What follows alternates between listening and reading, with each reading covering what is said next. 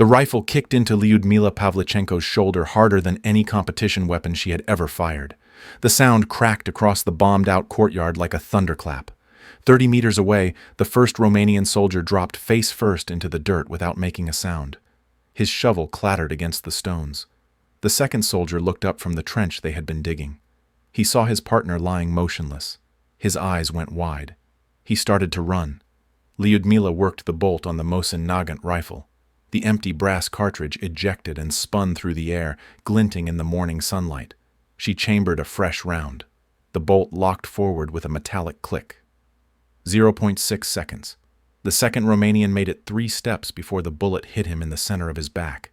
He fell sideways into the trench. Both men were dead. Total elapsed time from first shot to second shot was 4.2 seconds. The Soviet colonel standing beside Lyudmila lowered his binoculars. He said nothing for a long moment. Behind them, the recruitment office door hung open. Inside, 23 women were waiting to be assigned as nurses or factory workers. Not one of them would be given a rifle. The colonel looked at Lyudmila. She was 24 years old, 5 feet 6 inches tall, wearing a plain cotton dress and civilian shoes.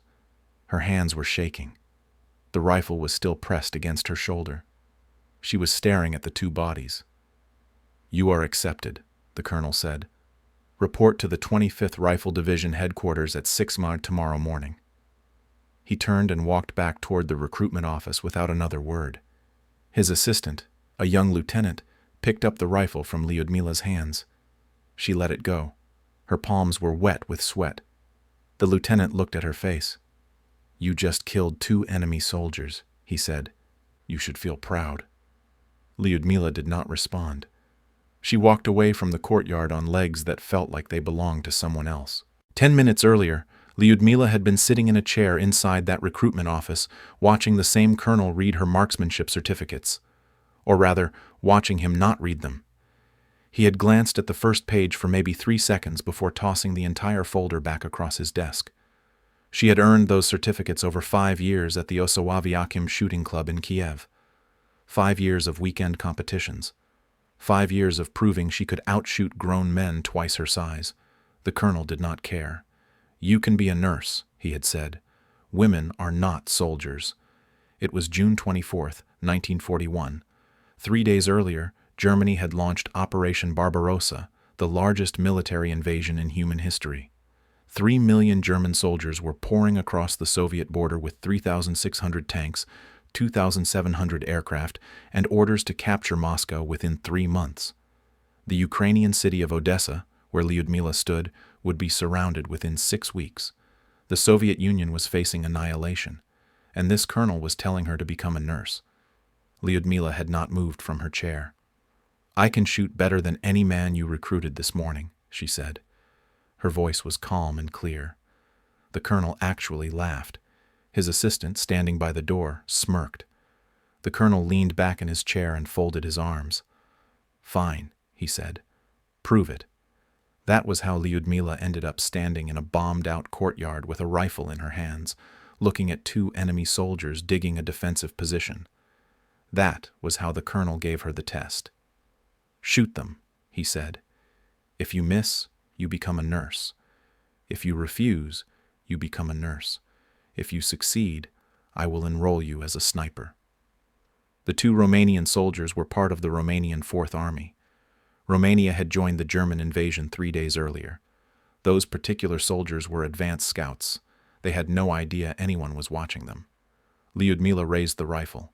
It was a standard-issue Mosin Nagant 1891-30 with iron sights. Not a competition weapon. The trigger pull was rough. The sights were slightly misaligned. The rifle weighed 4 kilograms. Her competition rifles back in Kiev weighed half that. The first Romanian soldier was crouched with his back toward her. She could see the back of his neck above his collar. He was wearing a brown uniform jacket and a steel helmet. He was maybe 25 years old. He was digging with a short-handled shovel, completely unaware he had 30 seconds left to live. Lyudmila aligned the front sight post with the rear sight notch. She placed both sights over the center of the soldier's back. The rifle stock pressed hard against her cheek. She had killed animals before. rabbits and deer while hunting with her father in the countryside. She had never killed a human being. Her finger rested on the trigger. The trigger required 3.5 kilograms of pressure to fire. She applied 2 kilograms, then 3. The soldier shifted his position, adjusting his footing. Her finger applied the final pressure. The rifle fired. Now, 10 minutes later, Lyudmila was walking back to her apartment through the streets of Odessa. The morning sun was bright. People were going about their normal business. An old woman was selling bread from a cart. 2 children were playing near a fountain. Nobody knew what had just happened in that courtyard. Nobody knew that a 24-year-old university student had just killed 2 men to pass a military entrance exam. Lyudmila's hands had stopped shaking. That was somehow worse than the shaking. She reached her apartment building and climbed the stairs to the 3rd floor. Inside her small apartment, Lyudmila sat down on her bed. She did not turn on the lights. She did not eat. She looked at her hands. They were the same hands that had held textbooks in the library at Kiev University 6 months ago. She was a 4th-year history student. She wanted to teach. She loved reading about the past, about how people lived and died centuries ago, safe and distant in books. Now she had made her own history. 2 deaths. 2 men who would never go home. She tried to picture their faces, but she had only seen their backs. The first soldier never knew what killed him. The second soldier had 3 seconds of terror before the bullet hit. Lyudmila wondered if they had families, if someone would get a letter saying they died in combat, if that someone would cry. She sat on her bed and stared at the wall as the sun moved across the sky. When darkness came, she finally allowed herself to feel what she had been holding back since the courtyard. She cried, not quiet crying, deep, gasping sobs that shook her entire body. She cried until her chest hurt and her throat was raw and no more tears would come. At midnight, she stopped.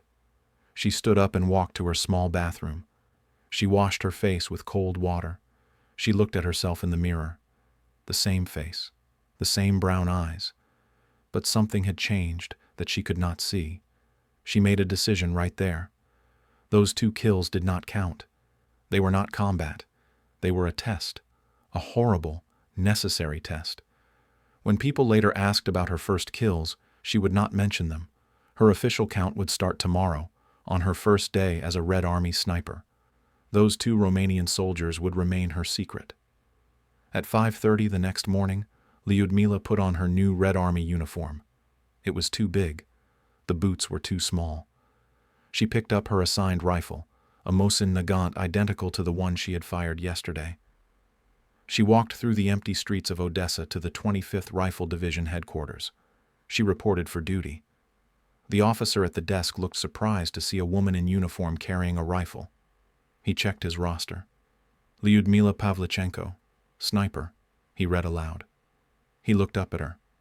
This is correct? Yes, she said. He shrugged and pointed her toward the barracks. Lyudmila would serve in combat for the next 10 months. She would fight in the defense of Odessa for 73 days, accumulating 187 confirmed kills. She would fight in Sevastopol for another 8 months, bringing her total to 309 confirmed enemy soldiers killed. She would become the most successful female sniper in recorded military history. The Germans would learn her name. They would shout threats across no man's land, promising to tear her into 309 pieces when they captured her. They never captured her. She would be wounded 4 times. The final wound, shrapnel to her face, would end her combat service in June 1942. But on June 25, 1941, she was just a frightened university student who had passed a test she would spend the rest of her life trying to forget. She never cried about a kill again. Not in front of anyone. She learned to compartmentalize. She learned to think of her targets as threats, not people. She learned to sleep after killing. She learned all the things that soldiers learn when war turns them into something they never wanted to become. Years later, when she was famous, when she had met presidents and given speeches and been celebrated as a hero, someone asked her how she felt about her first kill. She gave the answer she always gave. I felt nothing, she said. It was a lie. But it was the lie she needed to survive. At 4:37 in the morning on August 8, 1941, Lyudmila lay flat in a shallow crater 340 meters from the German forward positions outside Odessa. She had not moved for 11 hours. Her legs had gone completely numb. Her bladder felt like it would burst. The smell of cordite and decomposing bodies hung thick in the August heat, mixing with the metallic taste of dust that coated her mouth.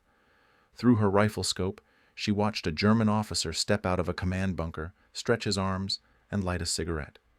The orange glow of the cigarette tip made a perfect aiming point in the pre-dawn darkness. Lyudmila exhaled slowly, letting half the air out of her lungs. She felt her heartbeat slow. She adjusted the rifle barrel 2 degrees left to compensate for the crosswind. The German officer leaned against a sandbag wall, completely relaxed. He thought he was safe this far behind the front lines. He was wrong. Lyudmila squeezed the trigger. The rifle kicked into her shoulder. The sound of the shot echoed across no man's land.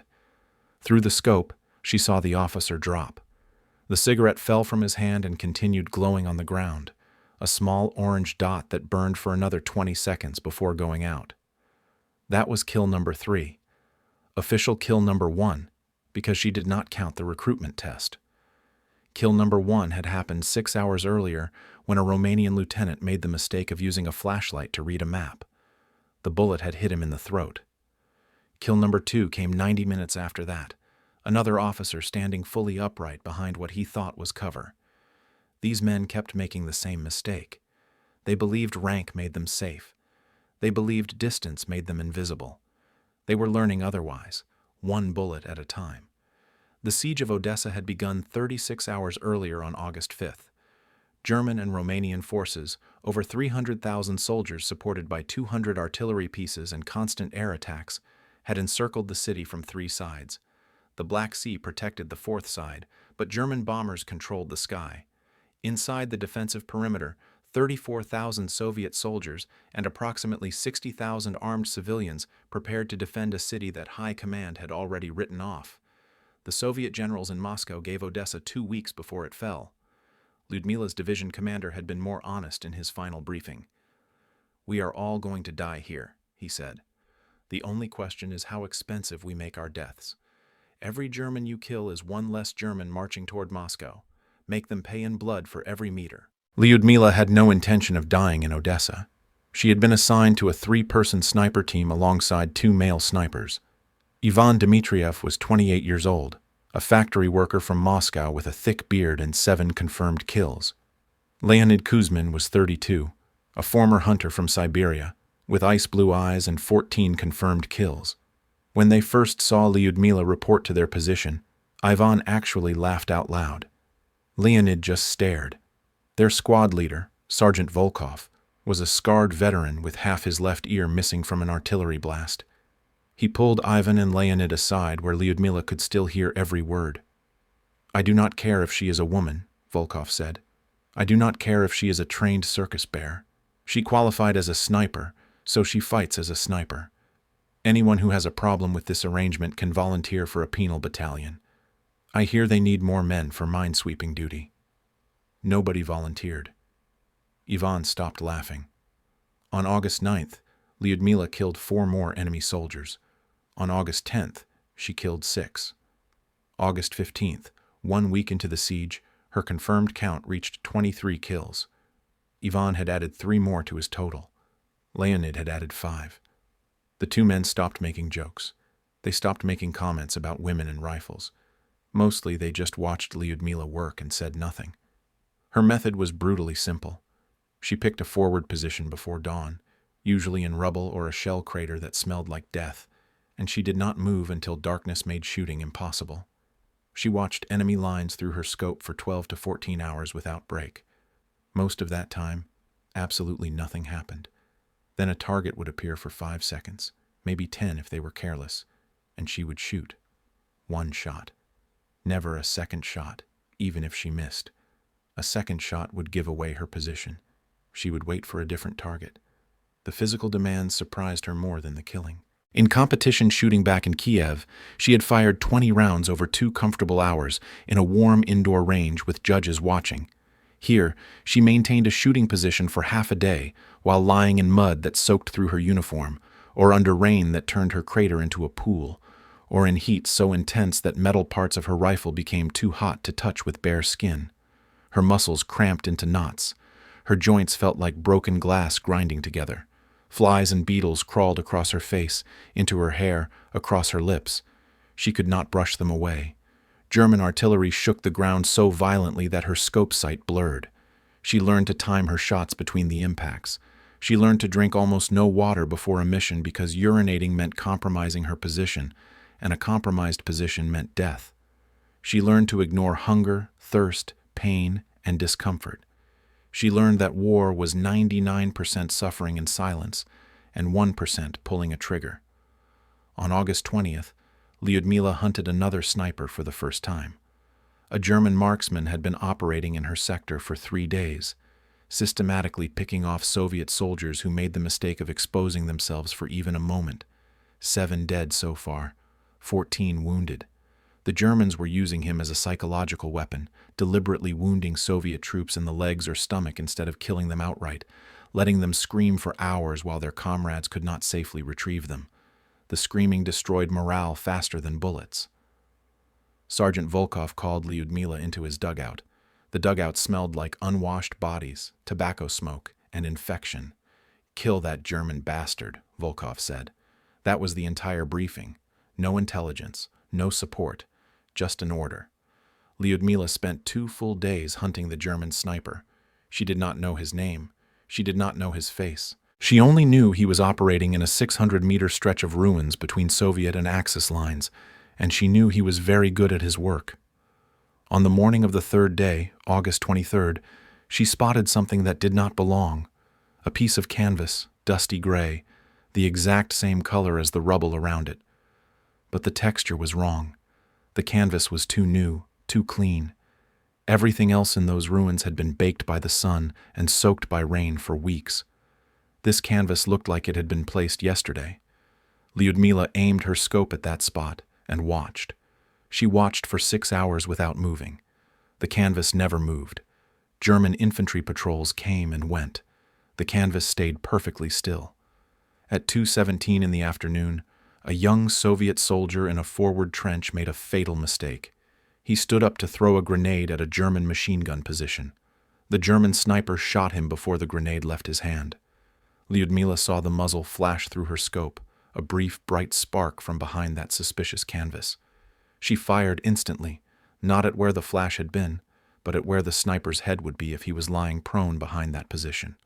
Her bullet punched through the canvas. She heard no scream, no sound at all. The canvas jerked once, then settled.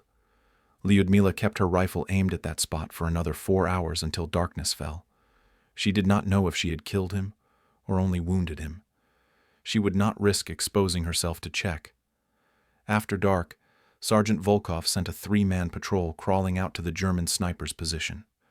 They returned an hour later dragging a body. It was a German sergeant with a scoped Kar 98K rifle and a leather-bound logbook. Volkov opened the logbook and read by candlelight. The sergeant had been documenting every kill with date, time, distance, and a brief description. 31 confirmed kills. His last entry was dated August 23rd at 1400 hours. He would not be making a 32nd entry. Volkov handed Lyudmila the logbook. "This is yours now," he said. "Learn from it." That kill felt different from all the others. Officers who exposed themselves were making tactical mistakes. Infantry soldiers who failed to take cover were unlucky or undertrained.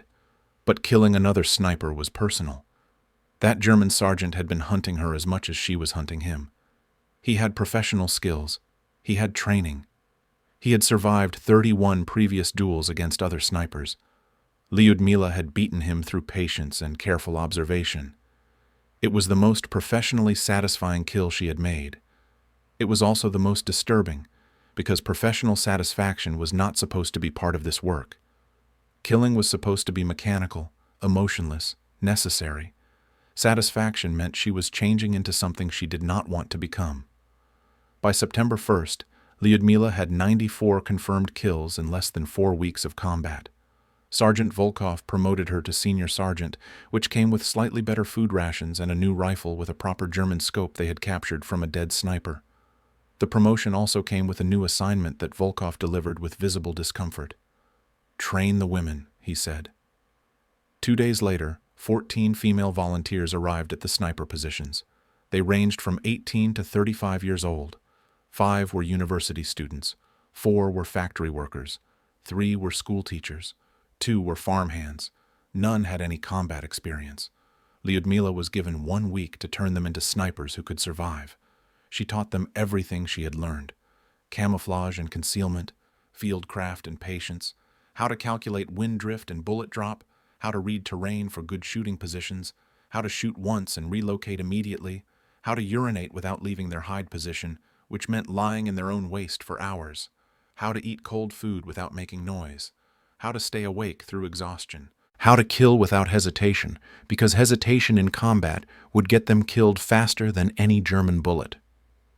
On September 8th, all 14 women were assigned to forward sniper positions across the Odessa defensive line.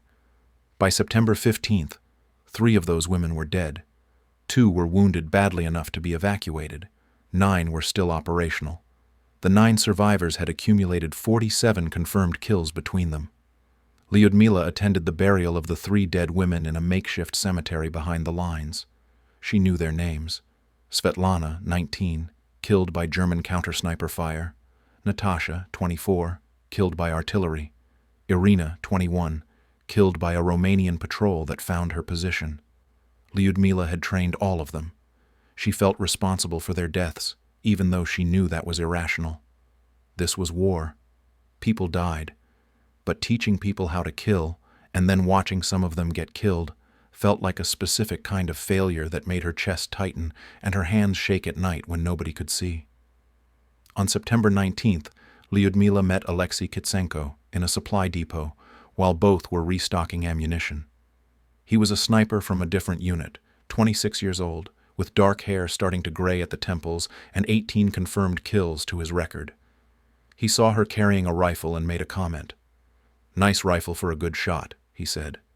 His tone was not mocking. Lyudmila had learned to recognize mockery. This was genuine respect from one professional to another. They talked for 20 minutes about wind compensation techniques and proper scope maintenance. 3 days later they talked again, this time for an hour, about everything except the war. 2 weeks after their first conversation, they were married in a brief ceremony conducted by their regimental chaplain in a bombed-out church basement. The entire wedding lasted 7 minutes. There were no rings, no flowers, no guests except Sergeant Volkov and 2 other snipers who happened to be off duty. They spent their wedding night in separate trenches 400 meters apart, each watching their assigned sectors. Alexei taught Lyudmila a method for calculating wind drift using 3 reference points instead of 2, which improved her accuracy at ranges beyond 500 meters. He made her laugh during artillery barrages by doing perfect impressions of their pompous division commander. He wrote her a letter every 3 days, even though they saw each other almost daily. The letters were short, practical, full of observations about their work. He was the first man who treated her as an equal sniper rather than an unusual curiosity. For 11 days, Lyudmila had something that almost felt like normal life, like a future that might exist after the war ended. On September 30th, a Romanian mortar team scored a direct hit on Alexei's forward position during a pre-dawn artillery barrage. Sergeant Volkov delivered the news just after sunrise. Lyudmila was cleaning her rifle when Volkov approached. His face told her everything before he spoke. "Kitsenko is dead," Volkov said. "Direct hit. There was nothing left to recover." Lyudmila set down her rifle cleaning rod. Her hands did not shake. She asked one question. "Where is the Romanian mortar team located?" Volkov hesitated, then told her. "Northwest section, approximately 400 meters behind their lines." Lyudmila picked up her rifle and walked toward the forward positions. That night she crawled to within 150 meters of the Romanian lines. The mortar team was celebrating something, passing around a bottle, talking loudly enough that she could hear their voices across the darkness. She identified the spotter first, the man with binoculars who called out targets. She shot him through the head. The celebration stopped.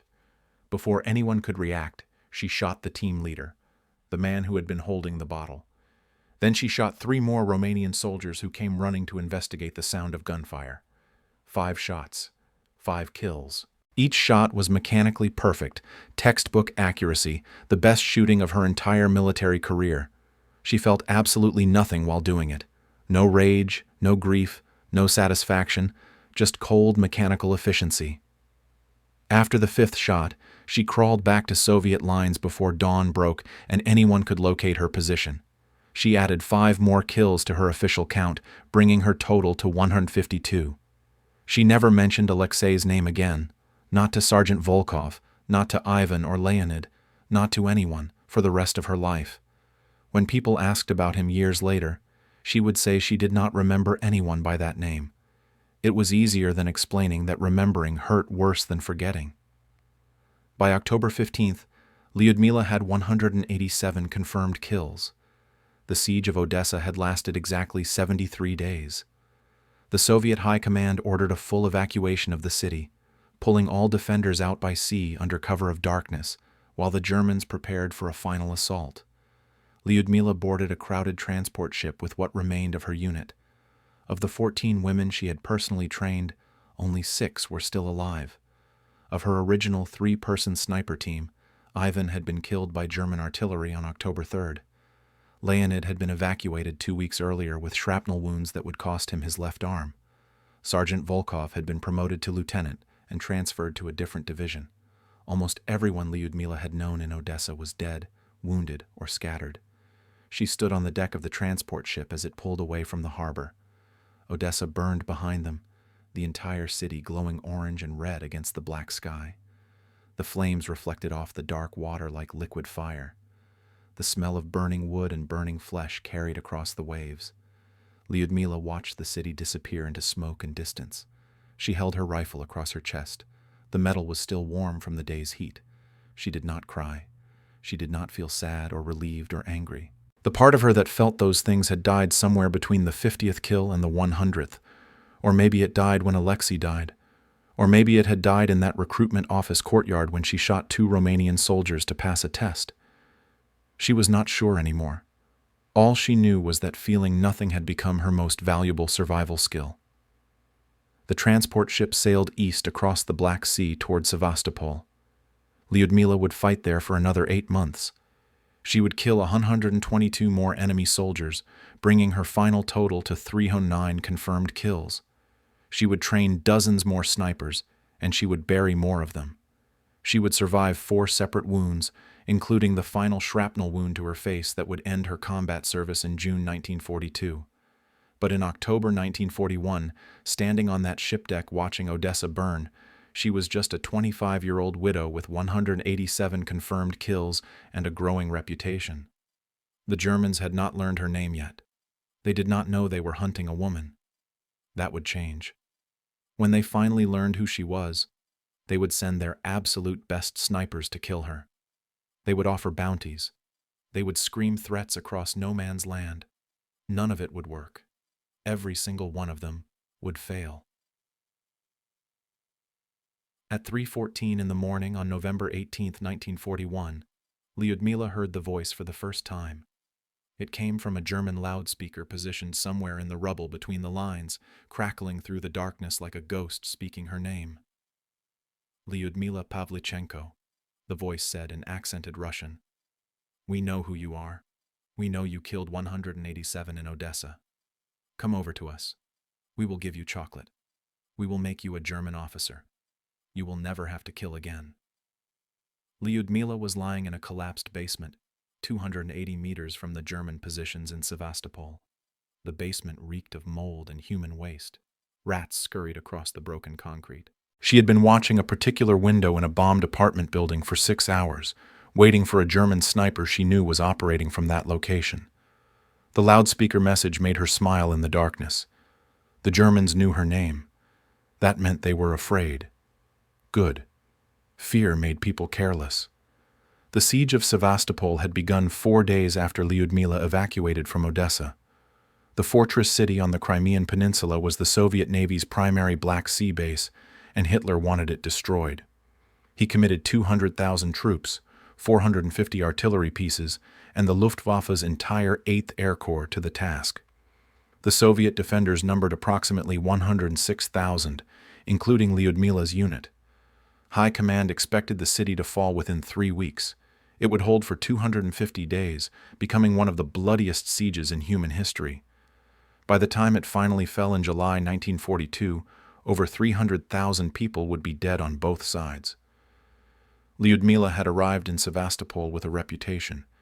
The other snipers in her new unit treated her differently than the men in Odessa had. There was no mockery, no jokes, no testing. They knew her count. They knew she had killed a German sniper with 31 kills. They knew she had trained women who now had their own confirmed kills. Her new commanding officer, Captain Drozdov, assigned her a forward position without comment or ceremony. "You will operate independently," he said. "Choose your own positions. Choose your own targets. Report your kills daily. Dismissed." Within a week of arriving in Sevastopol, Lyudmila killed her first German sniper of the siege. He had been harassing Soviet supply lines, shooting soldiers who tried to carry ammunition forward during daylight. Lyudmila spent 2 days studying his pattern. He fired from a different position each time, never the same location twice. But he always operated within the same 400-meter sector. On the 3rd day, she positioned herself at the center of that sector and waited. When he fired at a Soviet runner, she tracked the sound, located his muzzle flash, and put a bullet through his position. Soviet scouts recovered his body that night. He had been a sergeant with 19 confirmed kills. His logbook went into Lyudmila's growing collection. By December 1941, Lyudmila had killed 8 enemy snipers in Sevastopol. Her total count stood at 221. The Germans changed their tactics. They stopped sending individual snipers to hunt her. Instead, they started sending pairs, then teams of 3, all assigned specifically to eliminate the Soviet woman sniper whose reputation had spread through the Wehrmacht ranks like a disease. German officers were telling their men that she was a demon, a monster, a witch who could see through walls. Some claimed she was not even human. The reality was more frightening for them. She was human. She was just better trained and more patient than they were. In January 1942, the loudspeaker messages changed. No more offers of chocolate and promotions. Now the voice threatened her. "Lyudmila Pavlichenko, when we catch you, we will tear you into 309 pieces. We will scatter you to the winds. Your mother will never find your body." Lyudmila listened to these threats while cleaning her rifle in a dugout shelter. A young Soviet soldier, barely 18 years old, looked terrified. "They know your exact count," he whispered. Lyudmila shrugged. "Good," she said. "That means they are keeping better records than our own command. Accuracy is important in war." The German sniper teams were skilled professionals. They worked in coordination, with spotters and shooters trading roles, covering each other's movements, using decoys and false positions. Lyudmila had to adapt. She started operating at night more frequently, using moonlight and starlight instead of daytime visibility. She learned to identify German sniper teams by their patterns. The Wehrmacht trained their snipers in specific techniques that created predictable behaviors. Once she understood those patterns, she could anticipate where they would position themselves and how they would operate. On February 3, 1942, Lyudmila engaged 3 German snipers simultaneously. They had positioned themselves in a triangle formation, each covering the others, watching a section of Soviet trench where supply runners had to cross an exposed gap. The Germans were patient. They waited 4 hours without shooting, just watching. Lyudmila watched them watching. She had identified all 3 positions by studying the rubble for inconsistencies, places where shadows fell wrong or where debris had been recently disturbed. She killed the first one at 16:23 hours, with a shot to the head at 340 meters. The other 2 immediately shifted to new positions. She had anticipated this. She fired twice more in rapid succession, relocating after each shot. Both remaining German snipers died within 30 seconds of their partner. Soviet troops recovered 3 bodies that night, all wearing sniper badges. Total combined kills on their logbooks was 67. By March 1942, Lyudmila had killed 23 enemy snipers in Sevastopol. Her overall count reached 276. The Germans stopped using loudspeakers to threaten her. Instead, they started offering bounties.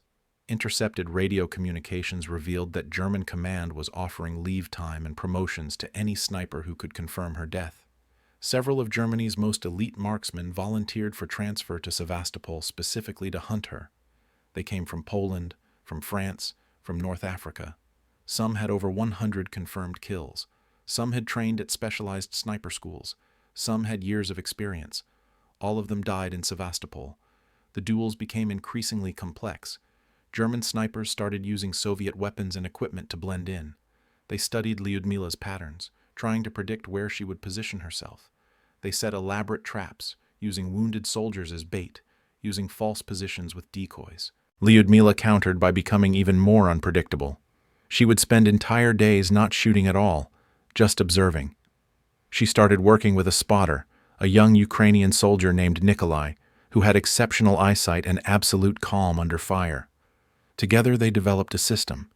Nikolai would identify potential targets and threats. Lyudmila would calculate the shot. They would verify together before firing. Their success rate climbed to over 90%. In April 1942, German intelligence distributed her description to all units in Sevastopol. Medium height, brown hair, usually operates alone, favors positions with multiple escape routes, never shoots from the same location twice. They issued orders that any Soviet woman seen carrying a rifle should be killed on sight without confirmation. This policy backfired. Several Soviet female medics and supply personnel were shot by German snipers who mistook them for Lyudmila. This enraged Soviet troops and made them fight harder. Lyudmila felt responsible for those deaths, even though she knew the logic was flawed. The Germans had made the choice to shoot women. She had simply given them an excuse. On May 17, 1942, Lyudmila killed her 36th enemy sniper.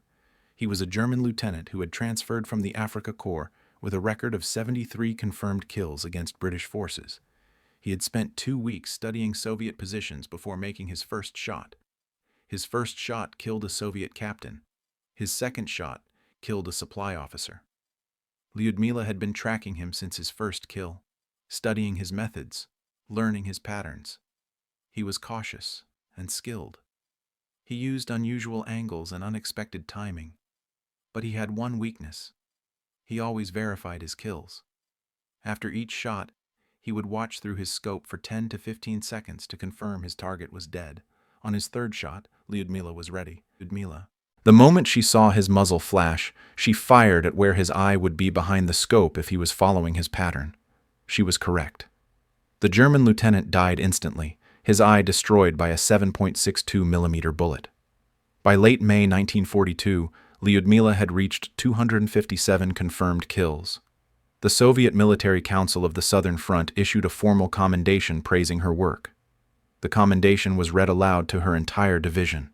Senior Lieutenant Lyudmila Pavlichenko has eliminated 257 enemy soldiers, including 36 enemy snipers. Her skill and dedication serve as an example to all Soviet defenders of Sevastopol. She responded to the commendation with a brief statement: "I will kill more." The physical and psychological toll was mounting. Lyudmila had been in continuous combat for 11 months. She slept 3 to 4 hours per night when she slept at all. She had lost 14 kilograms since the war began. Her hands trembled when she was not shooting. She had a persistent cough from breathing cordite and dust. She had lice. She had trench foot. She had nightmares about the faces of the men she had killed, even though she told herself she never looked at their faces. The truth was, she remembered every single one. She could recall the exact moment each person died, the way they fell, the sounds they made or did not make. She carried all 257 deaths with her constantly. On June 6, 1942, something changed in the German tactics. A new sniper arrived in Sevastopol, someone different from all the previous hunters. This one did not follow the standard Wehrmacht patterns. This one was unpredictable, creative, and exceptionally patient. In the first 3 days of this sniper's operation, 5 Soviet snipers died, including 2 who had been trained by Lyudmila personally. She studied the kills. Each one was a perfect shot. No wasted ammunition, no second chances.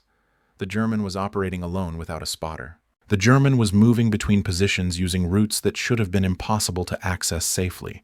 The German was hunting the hunters. Lyudmila requested permission to engage this new threat exclusively. Captain Drozdov granted it. "Find him," Drozdov said. "Kill him, or he will kill every sniper we have." This was not a routine counter-sniper operation. This was personal. This German had killed her students. This German represented everything the Wehrmacht could bring against her. This would be the most dangerous duel of her career.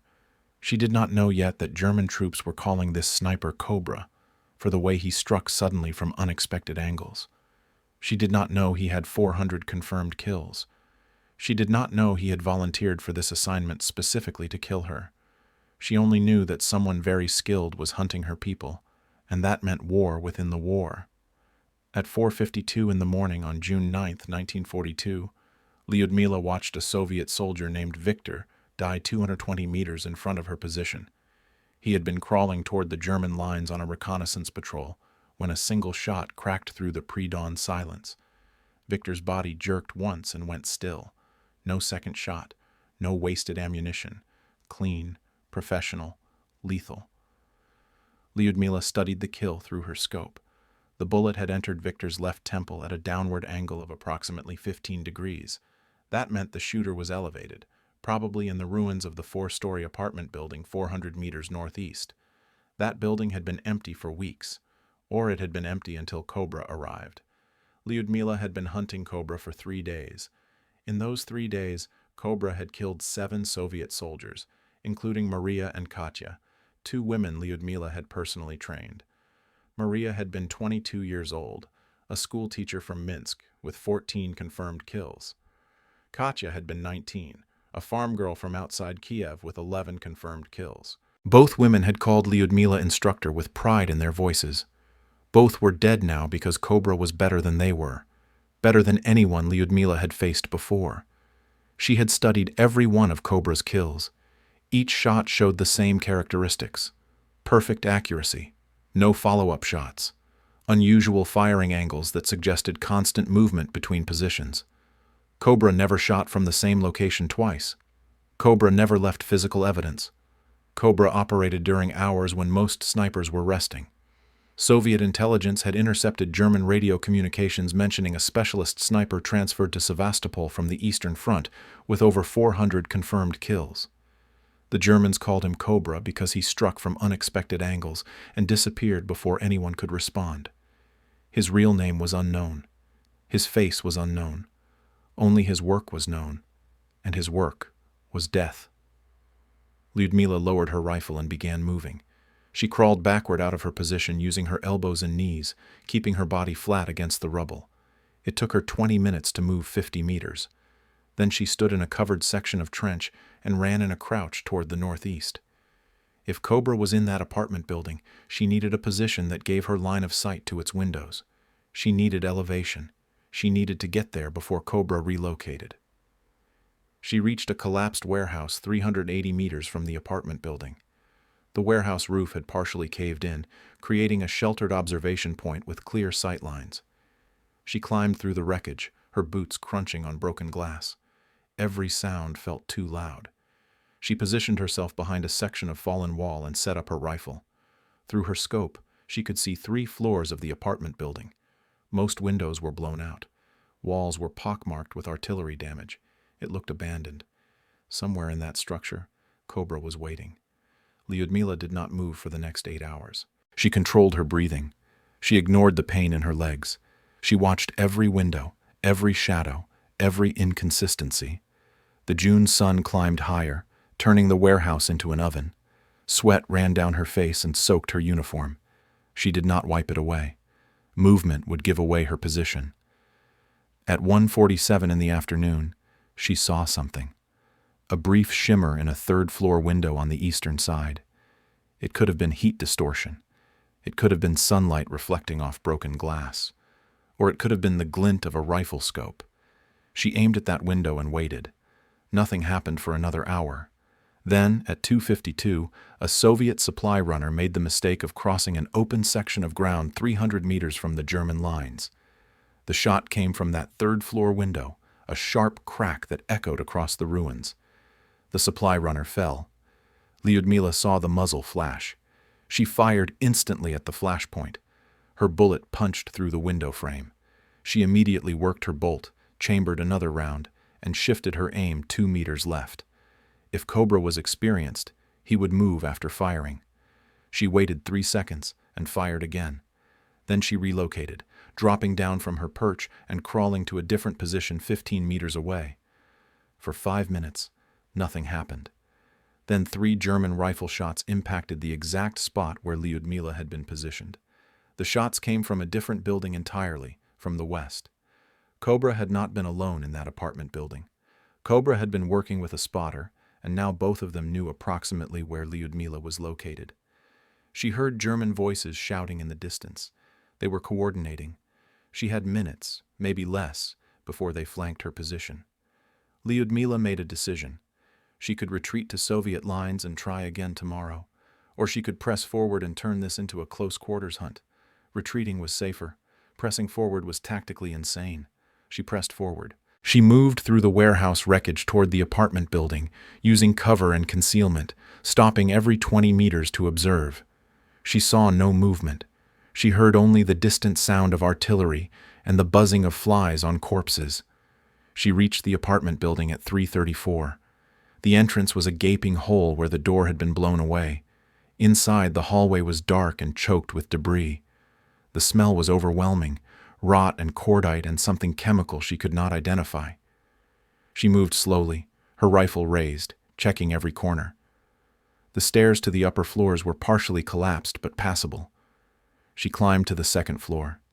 Empty rooms, broken furniture, shell casings on the floor, German issue. She climbed to the third floor where she had seen the muzzle flash. The room was empty, no sniper, no spotter. But there were signs of recent occupation, a firing position near the window, scuff marks in the dust. And on the floor, deliberately placed where she would see it, was a spent cartridge casing balanced upright. Next to it, scratched into the concrete with a knife, were 3 words in Russian. "Your move, lady." Cobra knew she was here. Cobra had been watching her approach. Cobra had left this message and evacuated. This was not just a sniper duel. This was psychological warfare. Lyudmila picked up the cartridge casing. It was still warm. Cobra had left within the last 10 minutes. She looked out the window at the warehouse where she had been positioned. From this angle, she could see her previous firing position clearly. Cobra would have seen her there. Cobra could have shot her at any point during those 8 hours but had chosen not to. Why? Because Cobra was playing a game. Because killing her quickly was not the objective. The objective was to break her mentally first, to make her doubt, to make her afraid. Lyudmila felt something cold settle into her stomach. Not fear exactly, but recognition. She was facing someone who understood the psychological dimension of sniping as well as the technical dimension.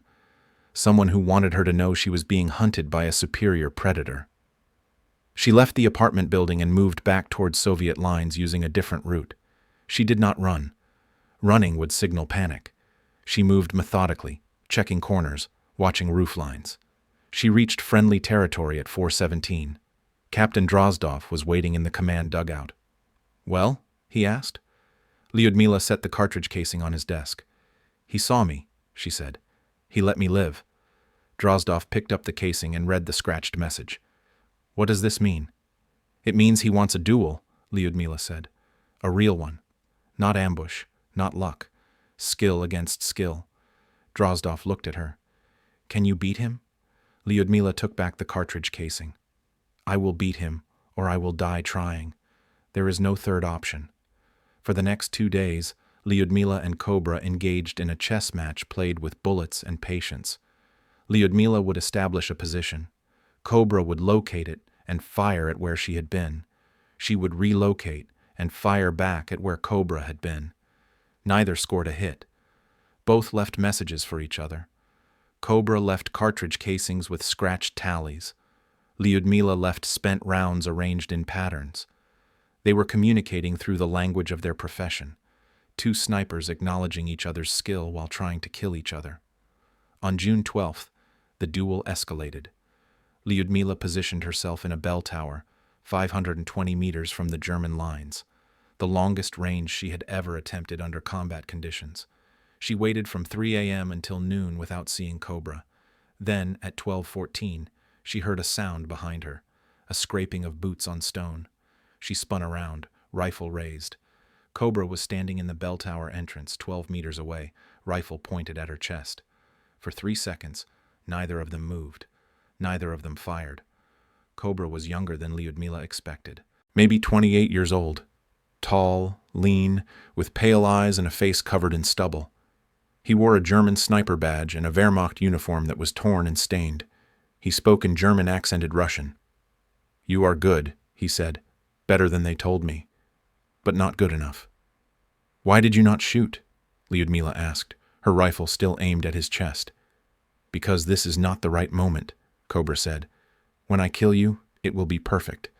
One shot, across distance, sniper to sniper. Not like this, not close. That would be murder, not victory." They stared at each other. Lyudmila's finger rested on her trigger. So did Cobra's. He smiled slightly. "Tomorrow," he said. "Dawn. The factory ruins east of this position. I will be there. So will you. One of us will leave. One of us will stay forever." Then he stepped backward through the bell tower entrance and was gone. Lyudmila could have shot him in the back. She did not, because he was right. That would have been murder, not victory. And she needed the victory. She needed to prove she was better. At dawn on June 13, 1942, Lyudmila positioned herself 400 meters from the factory ruins. The sun was just beginning to rise, painting the ruins orange and gold. She could see dozens of potential sniper positions in the wreckage. Cobra was in one of them. She scanned methodically, looking for anything out of place. She found nothing. Minutes passed. The sun climbed higher. Her hands were completely steady. Her breathing was perfectly controlled. This was the moment her entire war had been leading toward. At 5:47, a glint of light caught her eye. Third window from the left, second floor, partially obscured by a hanging section of wall. It was barely visible, just the slightest reflection. It could be broken glass. It could be a scope. She aimed at that position and waited. At 5:51, she saw movement. A shadow shifted. She fired. Simultaneously, she heard a shot crack past her head, missing by centimeters. Both snipers had fired at the exact same moment. Lyudmila worked her bolt and relocated 3 meters right. She aimed back at the window. Nothing. No movement. No follow-up shot. She waited 10 minutes. Then 20. The sun continued to rise. Finally, at 6:19, she saw Soviet scouts moving toward the factory ruins with a white flag. They were retrieving bodies from yesterday's fighting. One of them went into the building. He emerged 2 minutes later and waved toward Soviet lines. They had found something. Lyudmila left her position and walked across no man's land under the temporary ceasefire. She climbed through the factory ruins to the second floor. Cobra was lying near the window, face down, a single bullet wound in his left temple. His rifle was still in his hands. On the wall next to him, scratched with his knife, were final words. "You were better. Respect." Lyudmila stood over his body for a long moment. She felt nothing like satisfaction or triumph, only exhaustion. Soviet soldiers searched Cobra's body and found his identification. His name was Erwin Koenig, a lieutenant in the Wehrmacht with 403 confirmed kills, according to his personal logbook. He had transferred to Sevastopol specifically to hunt the Soviet woman sniper. He had hunted her for 6 days. On the 7th day, she had beaten him by a margin of half a second and 1 perfect shot. Captain Drozdov formally credited Lyudmila with the kill. Her official count rose to 309. That same afternoon, a German mortar barrage hit her forward position. Shrapnel from an exploding shell struck her in the left side of her face, destroying her cheekbone and damaging her left eye. She was evacuated to a field hospital and then to Moscow. Her combat service was over. In 8 months of fighting, she had killed 309 enemy soldiers, including 36 snipers. She had outlived Cobra, but the cost was written permanently on her face, a scar she would carry for the remaining 32 years of her life. At 2:17 in the afternoon on August 27, 1942, Lyudmila stood in front of 3,000 people at a rally in Chicago and heard a question that made her angrier than any German bullet ever had. A male reporter from the Chicago Tribune shouted over the crowd, "Excuse me, Miss Pavlichenko, what color underwear do you prefer to wear beneath your uniform?" The question echoed across the microphone system. 3,000 Americans waited for her answer. Lyudmila looked at the reporter. She looked at Eleanor Roosevelt standing beside her on the stage. Then she spoke in Russian, and her translator delivered the words in English. "I have killed 309 fascists. I came here to talk about opening a second front to save millions of Soviet lives. But you want to talk about my underwear? This is not journalism. This is German psychological warfare." The audience went completely silent for 3 seconds. Then they erupted in applause. The reporter sat down. Eleanor Roosevelt squeezed Lyudmila's hand and smiled. Lyudmila had arrived in Washington 2 months earlier as part of a Soviet delegation sent to convince America to invade Western Europe. Stalin desperately needed a second front.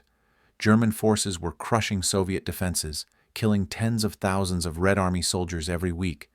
If America and Britain opened a Western front, Germany would be forced to divide its armies. Soviet troops would have a chance to breathe. That was why Lyudmila was here, standing on stages instead of lying in sniper positions, speaking to reporters instead of shooting at Germans. Her first stop had been the White House. On August 28, 1942, she became the first Soviet citizen ever received by an American president. Franklin Roosevelt met her in the Oval Office. He shook her hand.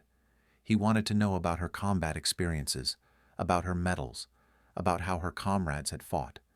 He asked real questions, questions that mattered. Lyudmila answered honestly. She told him about Odessa, about Sevastopol, about watching friends die and killing enemies and surviving when so many others had not. Roosevelt listened carefully. When she asked about the second front, he gave her a politician's answer. The timing was not right yet. Britain was hesitant. The American people needed more preparation. Soon, he said. Not now, but soon. Lyudmila left the Oval Office understanding that soon meant never. America was safe across an ocean. Americans were not watching their cities burn. Americans could afford to wait. But one American understood. Eleanor Roosevelt had listened to Lyudmila's story and seen past the uniform and the medals to the exhausted young woman underneath. After the White House meeting, Eleanor invited Lyudmila to join her on a speaking tour across America. Eleanor would introduce her to audiences. Lyudmila would tell Americans about the war they were not fighting. Together, perhaps they could create the pressure needed to force politicians into action. Lyudmila agreed. She was a soldier. Soldiers followed orders. If Stalin wanted her speaking instead of shooting, she would speak.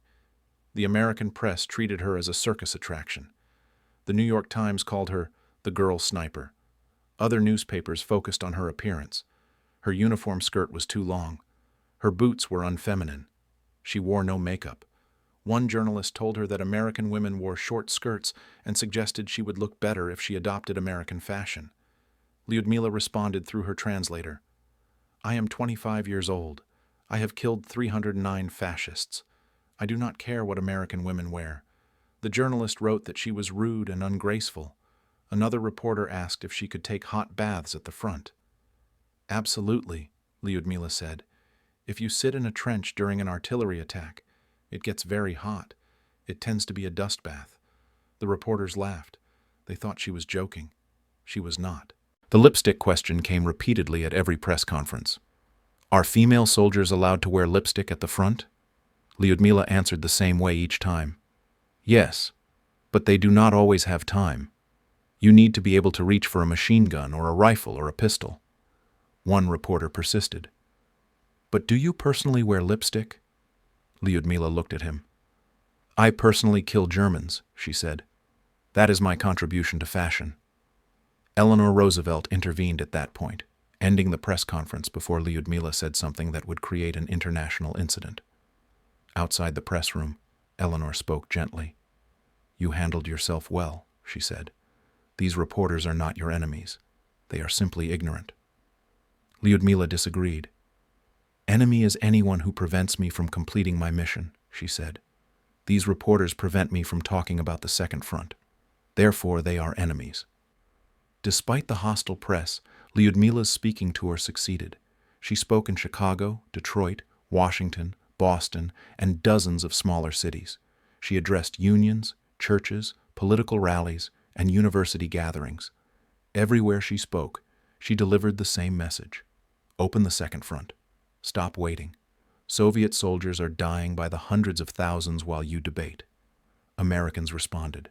Not the journalists, not the politicians, but ordinary Americans. Workers raised money for Soviet war relief. Women's groups organized campaigns supporting a second front. Veterans organizations passed resolutions calling for immediate action. Lyudmila's tour raised over $2 million for the Soviet war effort and generated enough political pressure that Roosevelt could no longer ignore the demand for European invasion. Eleanor Roosevelt traveled with Lyudmila for much of the tour. The two women became genuine friends despite language barriers and cultural differences. Eleanor saw Lyudmila as a symbol of women's capability in combat. Lyudmila saw Eleanor as someone who actually listened instead of asking about lipstick. In September 1942, Eleanor invited Lyudmila to stay at Hyde Park, the Roosevelt family estate in New York. Lyudmila spent a week there, walking the grounds, talking with Eleanor about war and peace and the roles women could play in both.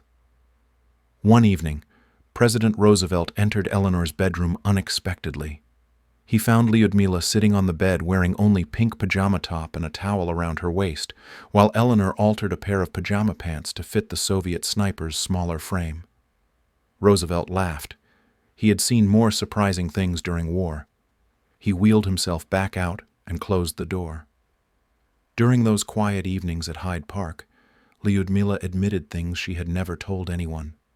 The nightmares, the faces she could not forget despite telling reporters she remembered no one, the way her hands shook when she was not holding a rifle, the fact that she had killed 309 people and felt like she had left pieces of herself behind with each one.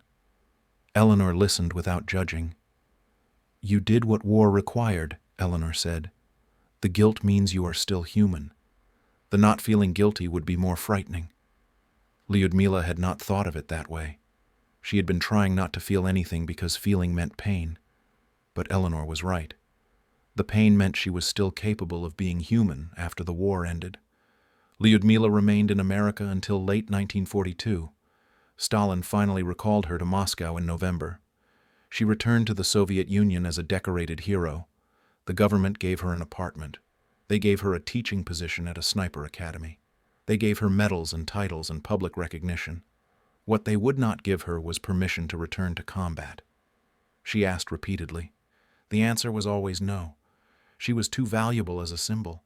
Too many people knew her face. Losing her in combat would hurt Soviet morale more than her presence on the front lines could help. Lyudmila understood the logic. She hated it, but she understood it. She spent the remaining war years training other snipers and making public appearances. After the war ended in 1945, Lyudmila returned to Kiev University and completed her history degree. She became a historian. She taught. She researched. She tried to build the normal life she had wanted before June 1941. But the war would not leave her alone. She saw the faces of the dead constantly. Maria, Katya, Alexei, Victor, the German officer with the cigarette, the Romanian soldiers from the recruitment test, Cobra, all 309 of them, plus the friends who had died around her, plus the students she had trained who never came home. She drank to quiet the memories. The drinking became heavier over years. By the 1960s, she was rarely sober. In 1957, Eleanor Roosevelt visited Moscow as part of a diplomatic delegation. She insisted on seeing Lyudmila. Soviet officials were reluctant. Lyudmila was not in good condition. Her apartment was small and shabby. Her health was failing. She was not the impressive young sniper from 1942. But Eleanor insisted, and eventually they relented. Eleanor Roosevelt was brought to a cramped Moscow apartment where Lyudmila lived alone. The two women embraced. They talked for hours about everything and nothing. Eleanor noticed the empty bottles. She noticed Lyudmila's hands shaking. She said nothing about it. When Eleanor left, both women cried. They never saw each other again. Lyudmila Pavlichenko died on October 10, 1974. She was 58 years old. The official cause was stroke, but the real cause was 32 years of carrying 309 deaths inside her head. She had never married again after Alexei died in 11 days. She had never found peace after the war ended. The Soviet government gave her a state funeral. They praised her as a hero of the Great Patriotic War. They mentioned her 309 confirmed kills. They did not mention the nightmares or the alcoholism or the way she had slowly destroyed herself trying to forget the things she could never forget. Her legacy survived her death. She inspired generations of women to serve in combat roles. She proved that women could be as deadly and as professional as men in war. She showed that courage and skill were not limited by gender. Dozens of films and books told her story. Streets were named after her. Monuments were raised in her honor. In 2015, a Ukrainian postage stamp bore her face. All of this happened because a 24-year-old university student had picked up a rifle in June 1941 and discovered she had a talent for killing. But the real Lyudmila Pavlichenko, the young woman who wanted to teach history to children, who dreamed of a peaceful life, who cried the night after her first kills, that Lyudmila died somewhere between kill 1 and kill 309. What survived was a weapon shaped like a woman, a symbol useful to governments and propagandists, a story of triumph that ignored the cost. She had killed 309 enemies. She had saved countless Soviet lives through her marksmanship. She had won a war within the war, and it had destroyed her completely. That was the truth they never put on monuments. That was the price of 309 lives. It cost one more life, her own.